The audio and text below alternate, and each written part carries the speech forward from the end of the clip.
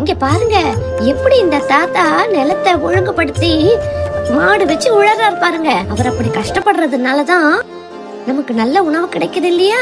ஆமா பசங்களா, இதத்தான் திருவள்ளுவர் தாத்தா சொல்றாரு. அகழ்வாரை தாங்கும் நிலம் போல தம்மை இகழ்வார் பொறுத்தல் தலை. அகழ்வாரை தாங்கும் நிலம் போல தம்மை இகழ்வார் பொறுத்தல் தலை அப்படிங்கிறாரு. நம்ம நிலத்தை தோண்டினா கூட அது நம்மள பொறுத்துக்குது இல்லையா?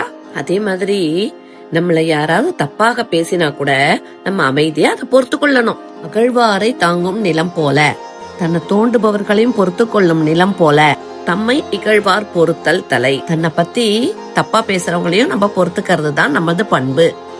குட்டிகளா, இந்த பூமி தாய் நம்ம பொறுத்து கொள்றத போல நாமும் அவங்களுக்கு கஷ்டம் கொடுக்காம இருக்கணும். மரங்களை எல்லாம் வெட்டாம இன்னும் நிறைய செடி கொடிகளை நட்டு இந்த உலகத்தை பசுமையாக்கலாமா?